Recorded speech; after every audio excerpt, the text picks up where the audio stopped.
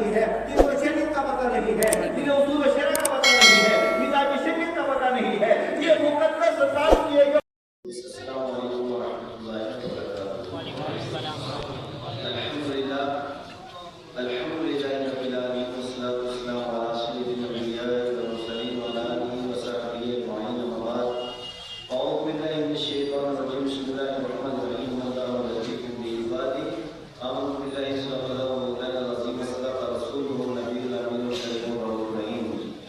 حضرت اکرام قدر آداب کے خصوص سے قبل ہماری عقیدت اور جذبہ احترام کے ساتھ آئیے ہمارا اپنے در حضور نبی اکرم مجسم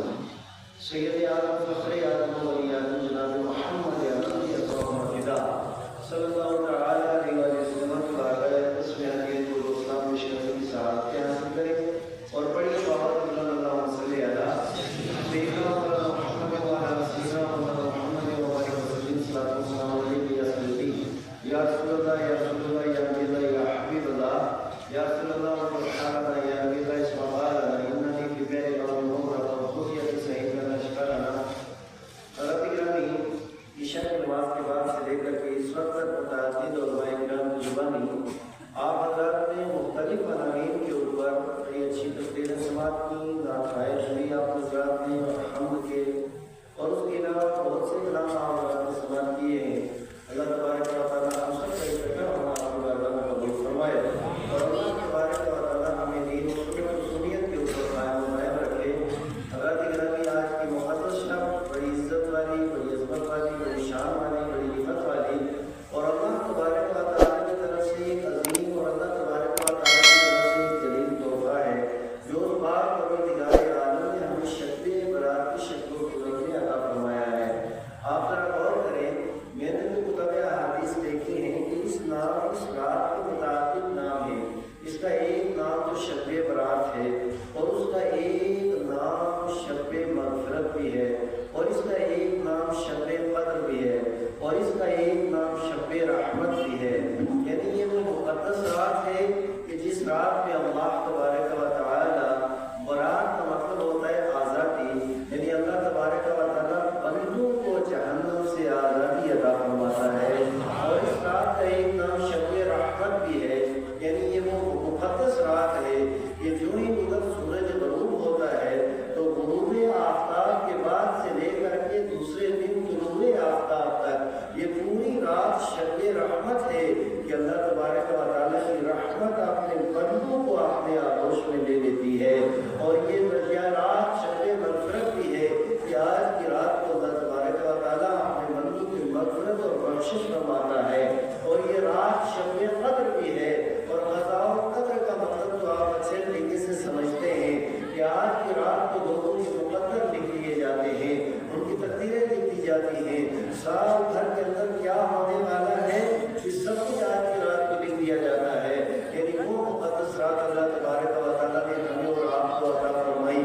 قرآن حکیم میں میرا رب ارشاد فرماتا ہے اللہ لطیف بعبادہ کہ اللہ تبارک و تعالیٰ اپنے بندوں کے اوپر مہربان ہے. وہ اتنا مہربان ہے، اتنا مہربان ہے، آپ ذرا غور کریں، ہم ہوا کے بغیر زندہ نہیں رہ سکتے. یہ اس کی مہربانی ہے کہ ہوا کو اتنی وافر مقدار میں اس نے ہمیں عطا فرمایا ہے کہ دنیا کے کسی خطے کے اندر انسان چلا جائے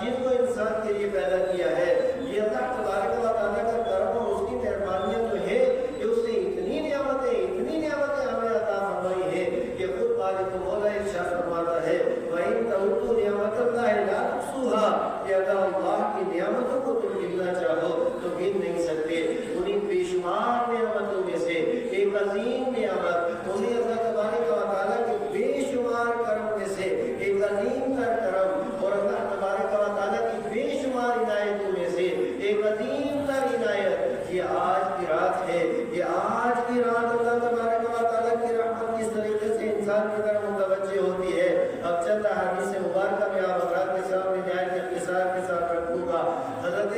یہ جو حدیث پاک اس کے راوی حضرت سیدنا شیر خدا علی مرتضیٰ رضی اللہ تعالی عنہ ہے. وہ بیان فرماتے ہیں مصطفیٰ کریم صلی اللہ تعالی علیہ وسلم نے ارشاد فرمایا جب یہ شعبان المبارک کی 15ویں شب آتی ہے تو اس 15ویں شب کے اندر تم کیا کیا کرو, رات کو قیام کیا کرو. اب کا کیا مطلب ہوا کہ رات کو نوافل ادا کیا کرو اور رات کو عبادت اور ریاضت کے اندر تم گزارا کرو. اور اس کے بعد ارشاد فرمایا اس کا جو دن ہوتا ہے اس دن کے اندر تم روزہ رکھا کرو, یعنی شیری کھانی اور اس کے بعد روزہ رکھنا ہے, رات کو قیام کرنا ہے, دن کو روزہ رکھنا ہے. تھوڑی موبائل دیکھنے والے حضرات برائے مہربانی اس سے سو جائیں تو بہتر ہے. میری درس کروں گا کہ آج ہم کو مذاق کے لیے ہنسی کے لیے تو یہاں آئے نہیں ہے. ایک مقدس شب ہے اور مقدس شب کے لیے یہاں پہ بیدار ہونا نہایت ضروری ہے. اگر کسی کو ضروری کام ہے جا سکتے ہیں, اس پہ یہاں بیٹھنا ہو پوری توجہ کے ساتھ ہم معلومات کے اوپر غور بھی کریں اور اس کے ساتھ ساتھ آپ حضرات دیکھیں اس شب کی اہمیت ہے. درود پاک پڑھے اللہم صلی علی سیدنا محمد وعلی سیدنا محمد وبارک وسلم صلی اللہ علیہ وسلم. یا رسول اللہ یا رسول اللہ یا نبی اللہ یا حبیب اللہ. اللہ کی پیارے محبوب صلی اللہ تعالی علیہ وسلم نے ارشاد فرمایا جب یہ مقدس رات آتی ہے تو اس رات کو قیام کیا کرو, شب بیداری کیا کرو, عبادت و ریاضت کے اندر یہ رات گزارا کرو اور جہاں تک ہو سکے اس رات کے اندر نوافل کی کثرت کیا کرو. اور اس کے آگے جو دن آتا ہے اس دن کے اندر تم روزہ رکھا کرو. کیوں؟ اس لیے کہ اللہ تبارک و تعالیٰ ارشاد فرماتا ہے کوئی آج توبہ کرنے والا کہ توبہ کرنا اس کا کام ہے, بخش دینا میرا کام ہے. پھر اس کو زبان ہلائے اور توبہ و استغفار کرے. توبہ و استغفار وہ کرے گا میں اس کی توبہ قبول کروں گا. اور آگے ارشاد فرمایا اللہ کی پیارے محبوب اسلام نے کہ رب قدوس ارشاد فرماتا ہے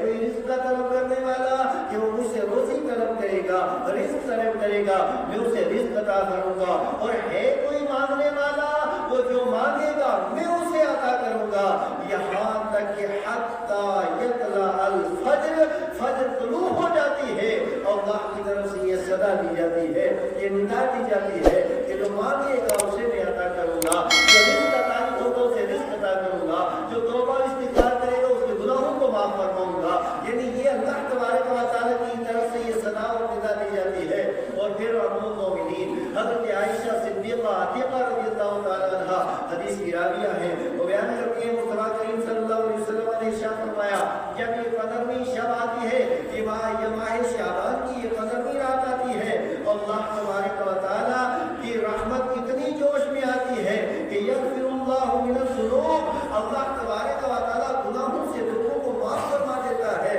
اور گناہوں سے لوگوں کو باہر نکالتا ہے, ان کی مغفرت فرماتا ہے, ان کی بخشش فرماتا ہے, جہنم سے لوگوں کو آزاد فرماتا ہے اور جنت کا مستحق اور جنت کا حقدار بناتا ہے. اللہ کی پیاری محبوب اسلام نے ارشاد فرمایا بنو قلب یہ عرب کا ایک قبیلہ ہے جس کے یہاں بکریاں بہت زیادہ ہیں. تو اللہ کی پیاری محبوب فرماتے ہیں کہ بنو قلب کی جو بکریاں ہیں ان بکریوں کے جو بال ہیں ان کے برابر اللہ تبارک و تعالیٰ جہنم سے آزاد کر کے جنت کا حقدار بناتا ہے. جس کے بارے اللہ کی پیارے محبوب صلی اللہ تعالی علیہ وآلہ وسلم نے ارشاد فرمایا متعدد احادیث مبارکہ ہیں اور انہیں میں سے ایک یہ بھی ہے کہ اللہ تبارک و تعالیٰ آسمان دنیا پہ نزول اجلال فرماتا ہے جیسا کہ اس کی شان کے لائق ہے. اور یہ مسئلہ بھی آپ یاد رکھیں کہ اللہ تبارک و تعالیٰ نزول و صعود سے پاک ہے, وہ اترنے اور چڑھنے سے پاک ہے, اور اللہ تبارک و تعالیٰ ہاتھ پاؤں اور اعضائے بدن سے پاک ہے. وہ پاک پروردگار عالم و احکم العالمین و والد العاشرین ہے, وہ ان ساری چیزوں سے پاک ہے. اور یہاں حضرات محدثین کرام اور جو شارحین حدیث وہ اس زمانہ یہ بیان فرماتے ہیں کہ اللہ تبارک و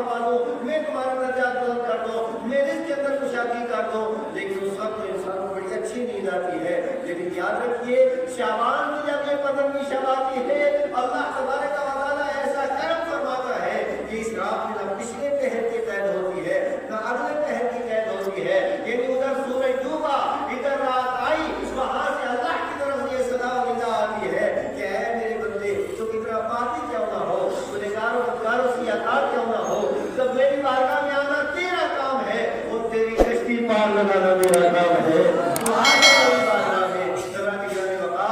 آج یہ مقدس شب ہے، یہ اللہ سے مانگنے کی رات ہے، اپنے آپ کو سنانے کی رات ہے، نجات مانگو گے اللہ پاک نجات عطا فرمائے گا، اس پاک پروردگار عالم سے رزق کی وسعت مانگو گے اور اس کی وسعتیں عطا فرمائے گا، اس پاک پروردگار عالم سے اپنے گناہوں کی بخشش مانگو گے وہ گناہوں کو بخش دے گا، اس پاک پروردگار عالم سے اگر رزق کی وسعتیں مانگو گے اللہ ہمارے پاس رزق کی وسعتیں عطا فرمائے گا، اگر ملت کی آبیانی مانگو گے اس ملت کو اللہ تبارک و تعالیٰ سے راہ فرما لے گا، اگر امت کی فلاح و بقا مانگو گے اس امت کی فلاح و بقا اللہ تعالیٰ عطا فرمائے گا، یعنی اخلاص نیت کے ساتھ ہے، للہیت کے ساتھ اور دل کی صفائی کے ساتھ جو بندہ ہے مومن اللہ کی بارگاہ میں سر جھکا دے گا خدا اسے بلندی عطا فرمائے گا۔ حضرت گرامی وقار یہاں سے عرض کروں کہ یہ بڑی مقدس رات ہے اور بڑے مقدس لمحات اللہ تبارک و تعالیٰ نے اس امت کو عطا فرمائے ہیں،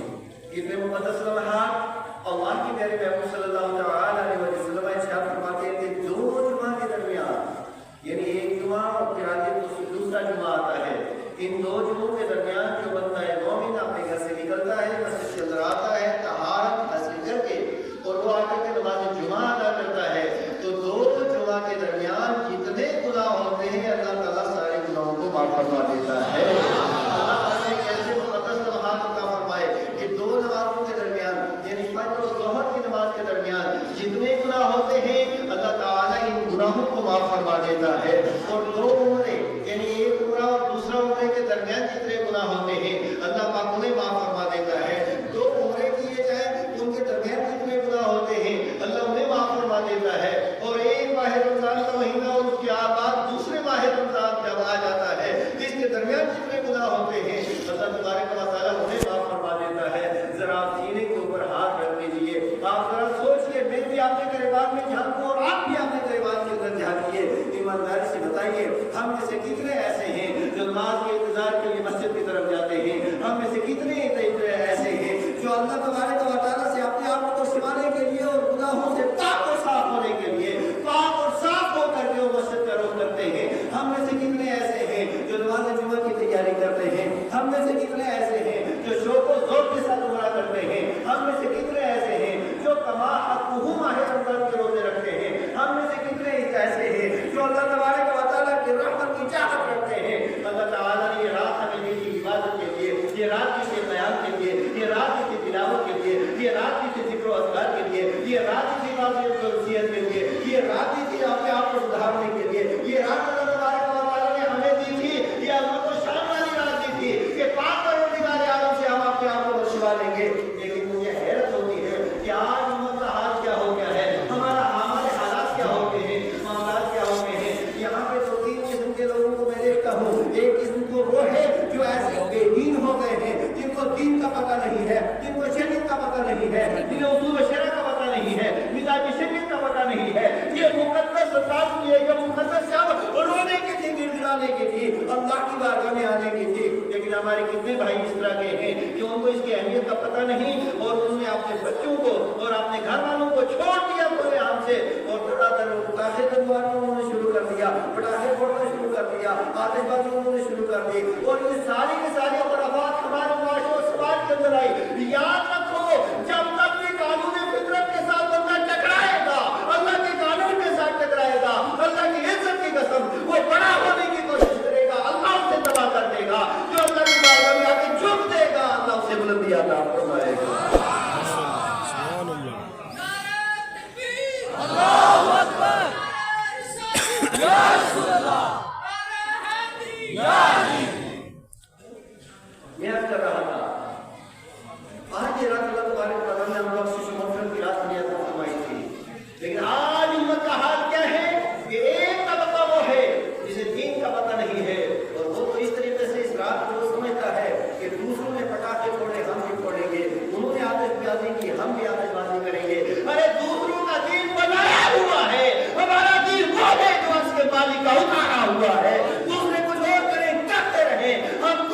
कर सके, हमें करना भी वही है जो मालिक फरमाएगा, रुकना भी उसी से है जो मालिक फरमाएगा, करना भी वही है जो मालिक फरमाएगा। जब उसका फरमाबरदार तू हो जाएगा, कायनात तेरी फरमाबरदार होती नजर आएगी। मैं आपसे अर्ज करता चलूं, एक तबका मुसलमान का वो है कि जिसने आतिशबाजी को सब समझा है, जिसे पटाखे फोड़ना सब कुछ समझा है। अब जब ये पटाखे फोड़ रहा है तो याद रखिए, इस मिल्लत को कभी कहीं से पटाखे लगते हैं, कभी कहीं से पटाखे लगते हैं, और ये पटाखे लगते लगते लगते आज हालत ये हो गई है, जिंदगी को उस गड्ढे के अंदर हम घुस चुके हैं और गिर चुके हैं और दर्द फंस चुके हैं कि अल्लाह तबारक व तआला की रहमत ही हमें निकाल सकती है, उसके अलावा कोई चारा नहीं है। जरा निगरानी बाबा। तो दूसरा तबका, एक तो वो हो गया जिसे दीन का पता नहीं, और दूसरा तबका हमारा वो है कि जो दीन का काम करना तो चाहता है, लेकिन उसके साथ साथ अपनी मर्जी शामिल करता है कि हम दीन का काम करेंगे, लेकिन कैसे करेंगे? याद रखिए, दीन का काम हम इस तरीके से करेंगे कि एक हाथ में रब का कुरान होगा, दूसरे हाथ में मुस्तफा का फरमान होगा, और इससे हट करके आदमी अगर दीन का काम करना चाहे तो दीन का काम नहीं कर सकता। अब दूसरा तबका हमारा मजहबी तो है, लेकिन वो मजहब के ऊपर चलना चाहता है आपकी मर्जी से। अब आपकी मर्जी से किस तरीके से चलना चाहता है? जहाँ रात को जागेंगे फिर क्या करेंगे? अब रात को जाग करके तो मोबाइल के ऊपर चढ़ा रहे थे, जाग से बेहतर खाना कुछ होता रहता। अब रात को जाग करके अगर एक दूसरे को तो तकलीफ पहुंचाता है, इससे बेहतर खाना तो आप बर्तान में चला जाता, अपने घर में चला जाता, आपकी नींद तो करता। तो रात को सोया नहीं, जागा है, और जाग करके तुमने अपनी नेकियों को ज़ाया कर दिया है, जाग करके तुमने गुनाहों के अंदर वो कहिए राहत तो थी अल्लाह की बारगाह में मिलाने की, और आज की रात में जो बंदा गुनाह करेगा तो आम रातों से उसके गुनाह का अज़ाब भी ज्यादा होगा। ये बात याद रखिए, क्योंकि इस रात में भी आप सुधरने का नाम नहीं लेते। नहीं याद कर रहा था कि बहुत से हमारे भाई हैं वो इबादत के नाम पे, रियाजत के नाम पे, शब्दारी के नाम पे वो कोई इस तरह की खुराफात और इस तरह की बातें कर देते हैं जिसकी इस्लाम के अंदर, सुन्नत के अंदर, सुन्नियत के अंदर, उनकी शरीयत के अंदर आपका एक नहीं इस्लाम के तरीके के अंदर कोई गुंजाइश नहीं होती। लिहाजा आज की रात जिसे जागना है उसे नवाफिल अदा करने हैं, कुरान हकीम की तिलावत करनी है, बात नसीहत की महफिल में आना है, नात खानी हो तो सुनना सुनाना है, तकरीर हो तो उसको अच्छे तरीके से सुनना है, सुनाना है, और इस तरह की महफिल के अंदर आकर के बैठना है। अल्लाह के बंदे आज भी अगर हम इस मोबाइल से बाहर ना आ सके तो फिर क्या फायदा हुआ? हम कौन से मजहबी हुए? तो एक तबका हमारा वो है कि मजहबी होने के बावजूद, मजहबी काम करने के बावजूद हम अपनी मर्जी को उसके अंदर दखल दे देते हैं। अब मैं आपसे एक मसला पूछता हूँ, आज हमारे ऊपर तबीयत कितनी गालिब आ गई है और शरीयत का क्या आलम है? मेरे जुमे को सवाल के साथ मुकद्दमियों से कोई सवाल आपसे बुलाता हूँ, मुझे आप ईमानदारी से मेरे एक सवाल का जवाब दीजिए, खिंजीर का गोश्त हलाल है कि हराम है? जोर से आवाज है, हराम है। नाराज नहीं होना, बस ये मसला पूछ रहा हूँ और मिजाज पूछ रहा हूँ। इस पूरी मस्जिद के अंदर क्या कोई एक बंदा ऐसा है जो इतनी हिम्मत और जुर्रत करे कि खिंजीर का गोश्त खा ले? कोई नहीं, और होना भी नहीं चाहिए, क्योंकि हराम। क्यों क्यों हराम है ना? किसने हराम किया? किसने हराम किया? अल्लाह तबारक व तआला ने हराम किया। अब अल्लाह तबारक व तआला ने जब खिंजीर का गोश्त हराम किया, एक भी मुसलमान उसके करीब जाने के लिए तैयार नहीं है। अब मेरा दूसरा सवाल, जिस तरीके से खिंजीर का गोश्त हराम है, इसी तरीके से अल्लाह ने शराब को हराम किया है। अब मैं आपसे पूछना चाहता हूँ, कोई मुसलमान शराब नहीं पीता ना? और जिस तरीके से खिंजीर का गोश्त हराम है, इसी तरीके से गीबत करना हराम है, इसी तरीके से चुगली खाना हराम है, और इसी तरीके से झूठ धोखा हराम है, इसी तरीके से धोखा देना हराम है। ये समझता हूँ कि आखिरकार ये वजह क्या है कि एक तरफ हम खिंजीर से उसका नाम सुनने से लोग कतराते हैं, और बहुत से लोग कहेंगे देखो जी कानून में तो क्या हो गया कि